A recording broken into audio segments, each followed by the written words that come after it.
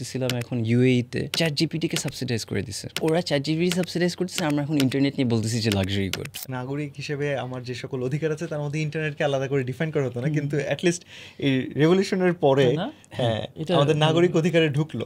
অধিকার আছে ভাই, কিন্তু আপনি জানেন যে আপনি যে ট্যাক্স দিচ্ছেন হ্যাঁ মোবাইল ইন্টারনেটের উপর, it's considered still a luxury, কারণ এখানে সাপ্লিমেন্টারি ডিউটি দেন হ্যাঁ 15%, এবং ভিএটি দিয়ে 15% এবং এসডি দিয়ে আরও 15%। আপনি চিন্তা করেন, আমরা যদি বেশি মানুষদেরকে একটা শিক্ষা ব্যবস্থা দিতে পারি মানে উন্নত মানের, হ্যাঁ তারা কিন্তু প্রোডাক্টিভ হয়ে যাচ্ছে। প্রোডাক্টিভ হয়ে তারা যখন মানে অ্যাকচুয়ালি ইকোনমির একটা পার্ট হবে, তারাও তো ট্যাক্স দিবে।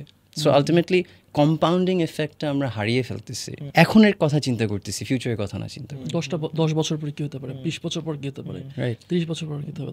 ব্যাপারটা কি, ওভারঅল একটা ইনফ্রাস্ট্রাকচার তো আছে, ওভারঅল একটা প্ল্যানিং এর মনে হয় বিষয় যে এখন ইন্টারনেট কেন লাক্সারি, কারণ ইন্টারনেট দিয়ে তো এন্টারটেনমেন্টের কাজগুলো হয়।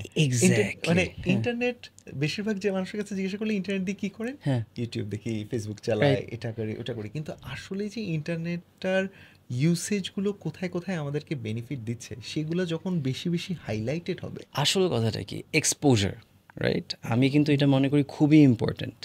আমরা এখন কথার কথা ঢাকায় বসে এখানে কথাবার্তা বলতেছি, আমাদের কাছে অনেক ধরনের জিনিসপত্র, আমরা আড্ডা মারতেছি, আরও অনেক মানুষ আসছে, আমাদের কাছে একটা অটোমেটিকলি এক্সপোজারটা পাচ্ছি।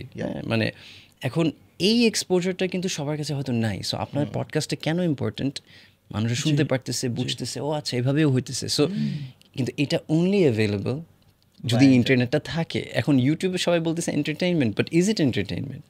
দিস ইজ শিক্ষা। হ্যাঁ, তারপর আরেকভাবে যদি বলি, আর্টিফিশিয়াল ইন্টেলিজেন্স, আমি পড়তেছিলাম এখন ইউএইতে চ্যাট জিপিটিকে সাবসিডাইজ করে দিছে। ওরা চ্যাট জিপিটি সাবসিডাইজ করতেছে, আমরা এখন ইন্টারনেট নিয়ে বলতেছি যে লাক্সারি গুড। দেখেন তো কোথায় যাবো আমরা?